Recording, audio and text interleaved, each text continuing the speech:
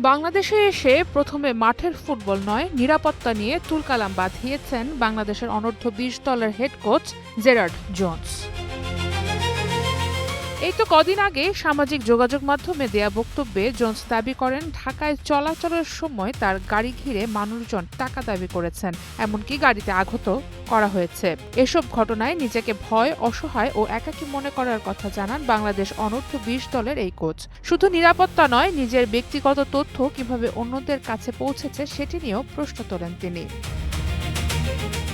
তবে বাফুফে তার বক্তব্যকে সরাসরি মেনে নেয়নি। ফেডারেশন সভাপতি তাবিথ আওয়াল জানান, জোন্সের পোস্টটি তারা দেখেছেন। বিষয়টিকে দুর্ভাগ্যজনক উল্লেখ করে বাফুফের পক্ষ থেকে বলা হয়, কোনো সমস্যা থাকলে কোচ সরাসরি ফেডারেশনকে জানাতে পারেন।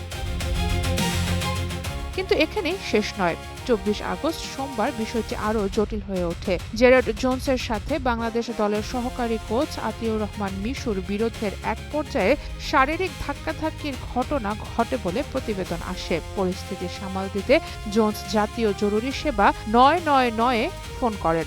অর্থাৎ কয়েকদিনের ব্যবধানে নিরাপত্তাহীনতার অভিযোগ থেকে বিষয়টি পৌঁছেছে সরাসরি পুলিশের কাছে। এখন প্রশ্ন, এতে কি বিপদে পড়তে পারে বাফুফে?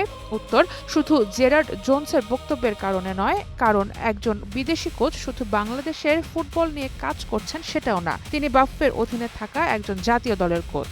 তাই তার নিরাপত্তা, কর্মপরিবেশ এবং অভিযোগের যথাযথ তদন্ত তিনটি এখন ফেডারেশনের দায়িত্বের অংশ। ফিফার নিয়ম, ম্যাচ ও সংশ্লিষ্ট ফুটবল কার্যক্রমে নিরাপত্তা নিশ্চিত করা আয়োজক ফেডারেশনের গুরুত্বপূর্ণ দায়িত্ব। কোনো নিরাপত্তা ব্যর্থতা প্রমাণিত হলে ফিফার ডিসিপ্লিনারি কোড অনুযায়ী ব্যবস্থা নেওয়ার সুযোগ রয়েছে। এমন অবস্থায় ফিফা প্রথমে জানতে চাইবে, ঘটনাটি কি কোনো ফিফা বা এএফসি ম্যাচ বা অফিসিয়াল ফুটবল কার্যক্রমের সাথে সম্পর্কিত। ওই সময় জোন্সের নিরাপত্তা নিশ্চিত করার দায়িত্ব কি বাফুফের ওপর ছিল কিনা, বাফুফের ঝুঁকি সম্পর্কে জানত কিনা, জানার পরও প্রয়োজনীয় ব্যবস্থা কি নেওয়া হয়েছিল এবং অভিযোগের পক্ষে কোনো প্রমাণ আছে কিনা। এই প্রশ্নগুলোর উত্তর যদি বাফুফের বিরুদ্ধে যায়, তখন আর্টিকেল 17-এর পাশাপাশি ফিফা ডিসিপ্লিনারি কোডের সাধারণ স্যাংশন ফ্রেমওয়ার্কও বিবেচনায় আসতে পারে।